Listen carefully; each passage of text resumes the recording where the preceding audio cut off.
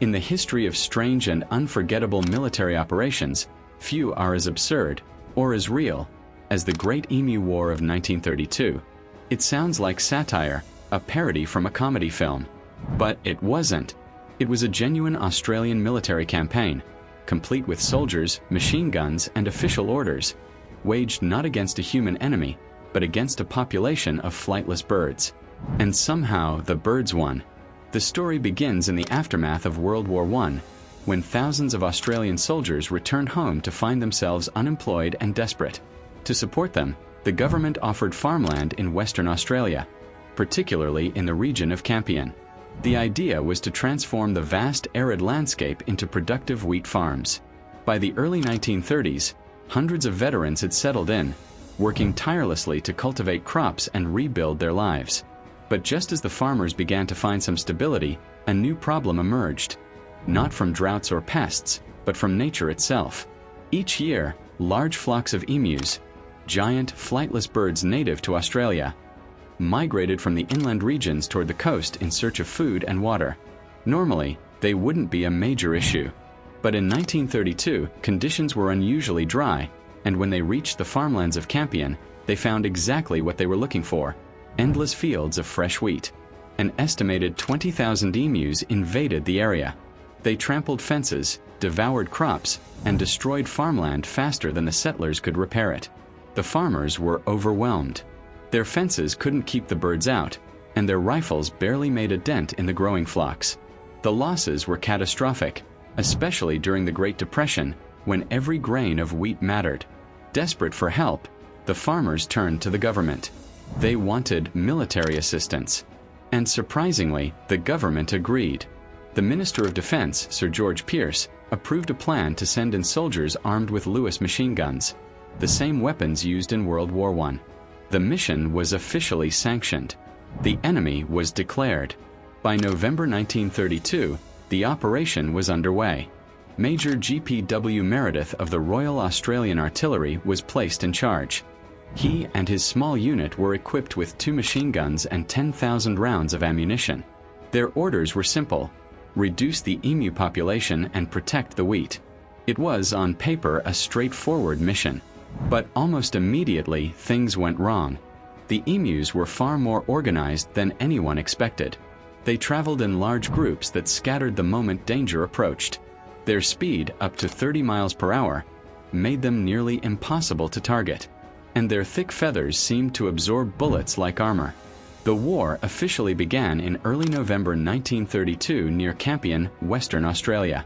Major Meredith and his men set up ambush positions near watering holes and wheat fields, expecting the birds to move in large, predictable groups.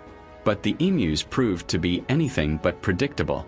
On the very first day, the soldiers spotted a group of about 1,000 emus moving toward their position. They waited until the birds came close enough and opened fire. But to their astonishment, the machine guns jammed almost immediately. Only a handful of birds fell, while the rest scattered in every direction, sprinting across the plain faster than any soldier could aim. The men were left standing in silence, surrounded by the echo of their own failure. Determined to do better, Meredith decided to change tactics. The next day, they mounted one of the machine guns on a truck, planning to chase the birds across the open fields. It sounded clever until they tried it. The terrain was so rough that the gunner couldn't aim properly, and the bouncing vehicle made it impossible to keep the birds in range. Worse, the emus simply outran the truck, darting left and right with astonishing speed and coordination. Once again, the mission failed miserably. As days turned into weeks, the soldiers realized they were completely outmatched. The emus moved in small groups, never in one large flock, which made them nearly impossible to target efficiently. When one group was attacked, others appeared miles away, striking fresh fields. Farmers watched helplessly as their crops disappeared, while soldiers wasted ammunition on birds that refused to die. At one point, Major Meredith reported that it took nearly 10 bullets to bring down a single emu. Their feathers, muscles, and resilience seemed almost unnatural. The troops even began to joke that the emus were bulletproof. By late November, after firing over 2,500 rounds, the official kill count was embarrassingly low, around 200 birds. The Australian press caught wind of the story and had a field day. Newspapers mocked the military for waging a war against birds and losing. Headlines read, "Emus defeat the army," and "Machine gunners outwitted by birds."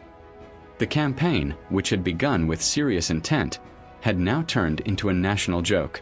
By December 1932, just a month after the operation began, the Great Emu War had turned into a public relations disaster. The government faced ridicule both domestically and abroad.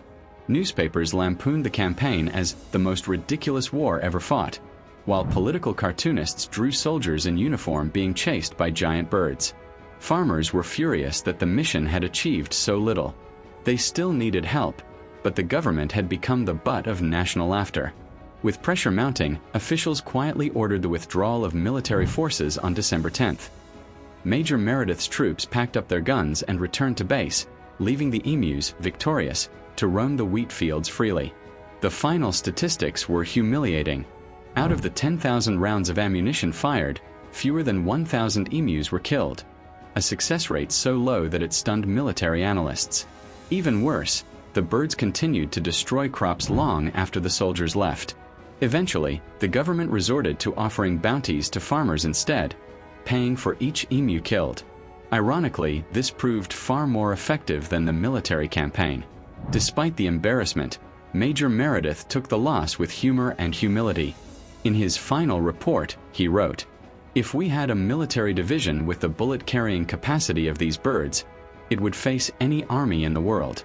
They can face machine guns with the invulnerability of tanks." His words perfectly captured the absurdity of the entire operation. Soldiers armed with machine guns, outwitted by a species of large, flightless birds. In the decades that followed, the Great Emu War became an enduring piece of Australian folklore, a national symbol of humility and humor. It reminded Australians that nature often has the final say, no matter how powerful humans believe themselves to be. Even today, historians and comedians alike continue to retell the story as an example of bureaucratic overreach and human folly. The event has inspired documentaries, memes, and even video games, ensuring that the war will never be forgotten. The Great Emu War may have started as a desperate attempt to protect wheat crops, but it ended as one of the most bizarre and unforgettable chapters in modern history. A time when man declared war on birds, and the birds won.